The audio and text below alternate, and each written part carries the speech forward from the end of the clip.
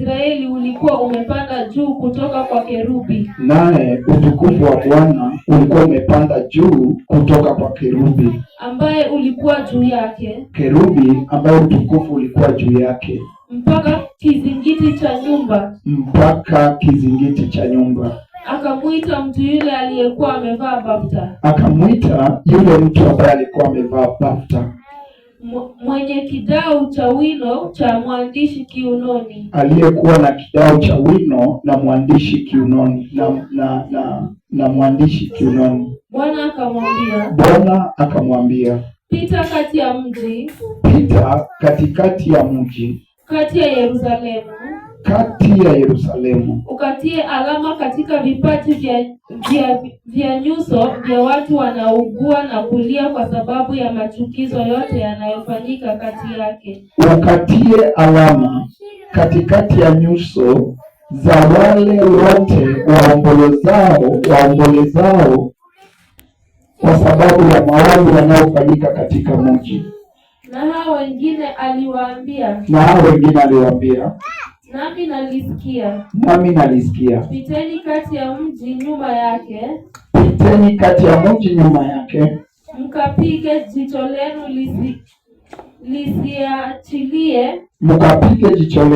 lisiachilie. Wala msione huruma. Waueni kabisa. Mzee na kijana. Na msichana na watoto wachanga. Na msichana hata na watoto wachanga. Na wanawake. Lakini msimkaribie mtu yeyote mwenye hiyo alama. Lakini yeyote aliyo na hiyo alama msimkaribie. Tena anzeni katika patakatifu pangu. Kumaanisha anzeni katika madhabahu. Basi wakaanza kwa wazee waliokuwa mbele ya nyumba.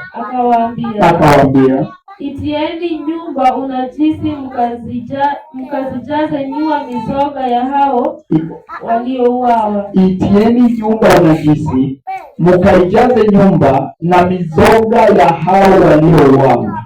Haya, endeni. Wakaenenda wakapiga katika mji. Tena ikawa walipokuwa wanapita wakipiga, nami nikiachwa, nalianguka kifudifudi. Nikalia nikasema, Ee Bwana Mungu, utaangamiza mabaki yote ya Israeli. Wote wakumwaga ghadhabu yako juu ya Yerusalemu. Ndipo akaniambia, uovu wa nyumba ya Israeli na Yuda ni mwingi sana. Bwana akamwambia, uovu wa taifa la Kenya ni mwingi sana. Naye nchi imejaa damu. Naye nchi imejaa damu. Nao mji umejaa kupotosha hukumu. Maana husema, Bwana ameiacha nchi hii, naye Bwana haoni. Bwana Yesu asifiwe. Hallelujah. Severally we have read this scripture here. Translator. Mara kwa mara tumesoma hili andiko hapa. We have read this scripture here. Tumesoma hili andiko hapa. And the reason to why I always read this scripture, na sababu ambayo hufanya nisome hili andiko hapa, is because of the danger that is facing us as the church, the ministry of repentance. Ni kwa sababu ya hatari ambayo inatukodolea macho kama kanisa la toba na utakatifu. We who have seen every manner of manifestation. Sisi ambao tumeona kila aina ya matukio. Ikianza uniambie John. Sawa. Hallelujah. We who have seen all manner of manifestations. Sisi ambao tumeona kila aina ya matukio. In this scripture, katika hili andiko, you hear unasikia the Lord commanding those people. Bwana akiagiza watu hao. Those are his angels. Hao ni malaika wake. Go and put a mark.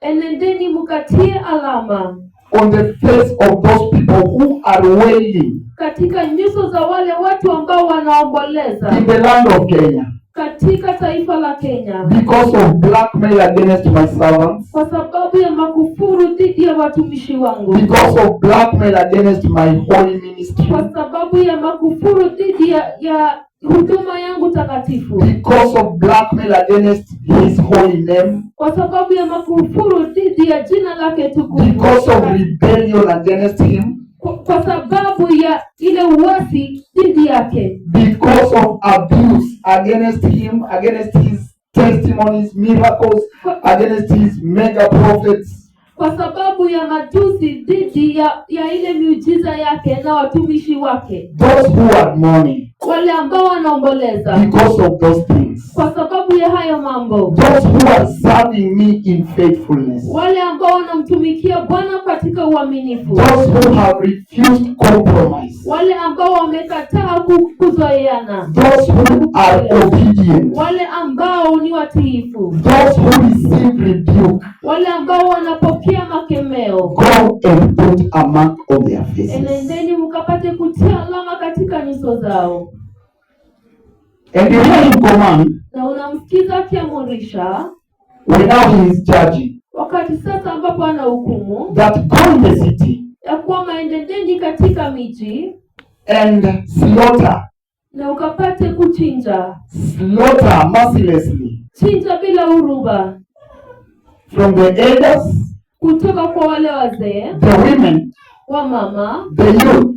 Vijana. And even the little children. Na hata watoto wadogo. And then he says. Na kisha anasema. Begin from my sanctuary. Anzia katika matakatifu pangu. From my sanctuary. Anzia katika madhabahu yangu. We know the sanctuary of the Lord in the land right now. Tunajua madhabahu ya Bwana katika nchi sasa. It is this ministry of repentance and holiness. Ni huduma ya toba na utakatifu. Because we are the ones who have seen all these manifestations. Kwa sababu ni sisi ambao tumeona matukio haya yote. We are the one who understands what it means. Ni sisi ambao tunaelewa ni nini inamaanisha. We are the ones that have been led, have accepted to be led by Elijah, the most dreadful prophet of the Lord. Ni sisi ambao tumekubali kuongozwa na manabii Elia. However, hata hivyo, you find that in our midst, unapata katikati yetu, there is a lot of wickedness. Kuna uovu mwingi sana. Rebellion,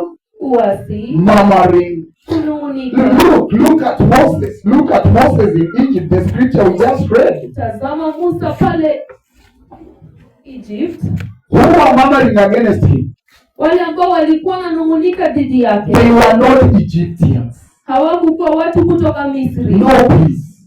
Si hivyo tafadhali. It is not the Egyptians who are murmuring against Moses. Si wa Misri ambao walikuwa wananung'unika dhidi ya Musa. It was the household of Moses. Ilikuwa nyumba ya Musa mwenyewe. Miriam and Aaron. Miriamu na Haruni. And the other congregation. Na ile watu wengine. Until the Lord summoned them. Hadi Bwana akawaita. And gave them his instructions. Na akawapea ile itifaki yake. Maagizo yake. Maagizo yake. And then he charged.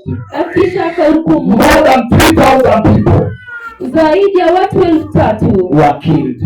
Walikufa. And even those who remained. Na hata wale waliobaki. When they began complaining against Moses. Walipoanza kunung'unika dhidi ya Musa. How can you kill so many people like this? Unawezaje uwa watu wengi jinsi hii? Even then the Lord killed them. Pia wao Bwana alipata kuangamiza. And he remained to be God. Na akabakia kuwa Mungu. He remained to be Jehovah. Na alibakia kuwa Jehova. You hear? Unasikia? Begin from my sanctuary. Anzia kutoka kwenye madhabahu yangu. Divide the house. Gawanyisha nyumba. Divide. Haribu nyumba. Which term is good? Divide. Najisi nyumba. Na mizoga ya wafu. Na mizoga ya wafu. Au watu wenye umechinja. watu uliowachinja. So that is why I usually read this scripture. Hiyo ndio maana mimi husoma hilo andiko. To warn us, precious people. Kutuonya sisi watu wa dhamani. The warning begins from me. Maonyo inaanza na mimi. Even me as the priest here. Hata mimi kama mkuhani hapo. If I am found complacent, akiwa amepatikana anazoeana. If I am found disobedient, akipatikana hati. If I am found in wickedness, akipatikana katika uovu, the judgment of God always begins here. Hukumu ya Bwana kila mara huanzia kwenye madhabahu. Going to the congregation. Ikielekeza waamini. And that is why you see I am always strict when it comes to some things. Na ndio maana mimi huwa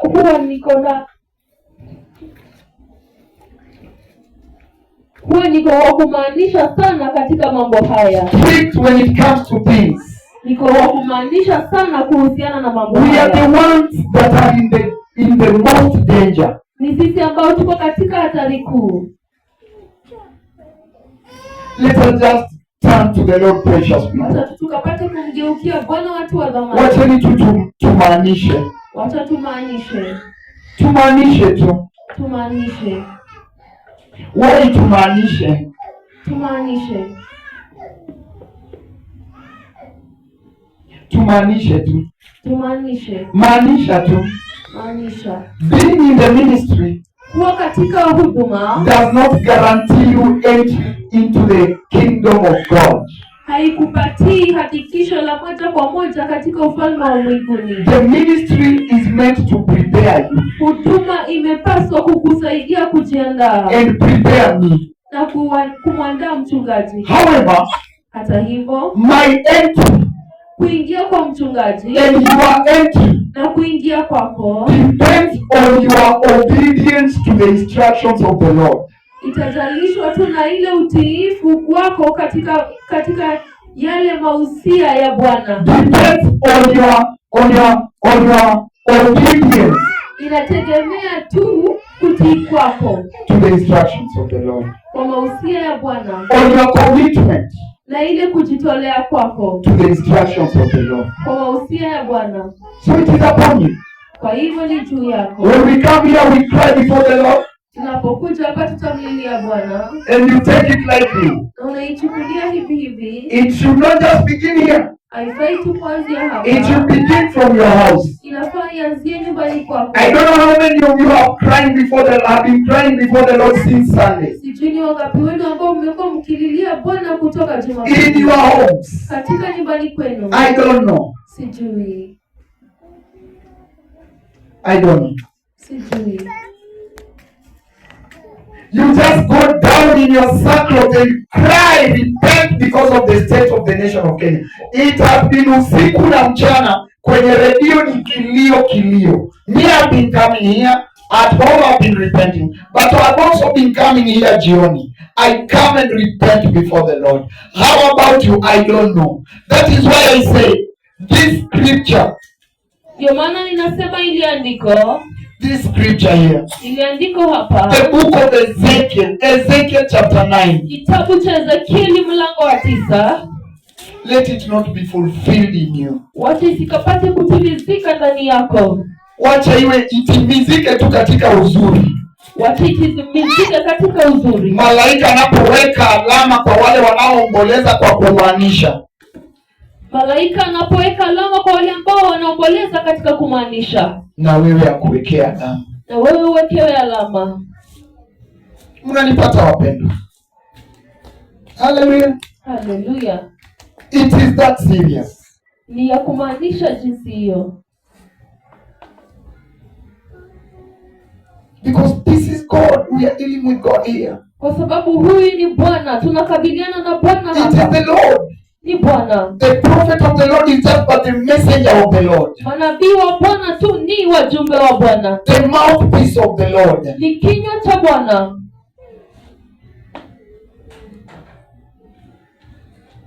Wacheni tumaanishe. Wacheni tumaanishe. Maanisha tu. Na kama ulikuwa umeanguka, amka tu. Because na nao mali tumefika sasa, ni unasikia hata kwa redio tukitubu, unasikia maaskofu tunatubu. I come as an individual. Ma presenters wa radio Jesus is Lord ready wana repent on individual basis. Maaskofu wanatubu kama watu kibinafsi. Kila mmoja anakuja akisema anakuja kama mtu kibinafsi. Hata wale watangazaji wa redio wanasema wanatubu kama mtu kibinafsi. Remember, kumbuka, this is also one sign of the coming of the Messiah. Hii pia ni dhihirisho moja ya kuja kwa Masihi. This repentance purifies us. Toba hii inatutakasa. Through this repentance, kupitia hii toba, we get closer to God. Tunamkaribia Bwana. And you never know. Na huwezi jua. When the Lord wants to release his judgment upon the land, Bwana anapotaka kuachilia hukumu yake dhidi ya taifa, he can decide to take the church at that time. Anaweza amua kuchukua kanisa huo wakati. So that now he can judge the nation of Kenya vizuri. Ili kwamba akaweze kuhukumu taifa la Kenya sawa So sawa. be in the program of the Lord. Kwa hivyo hakikisha uko katika ratiba ya Bwana. Maybe that is all I can request you. Mimi ni hivyo tu ninaweza kuuliza. Stop being a Sunday Christian. Wacha kukuwa mshirika wa Jumapili. Fuatilia hata kwa redio ujue nini inaendelea. Fuatilia kwenye redio ujue nini linaendelea. Thank you. Asante.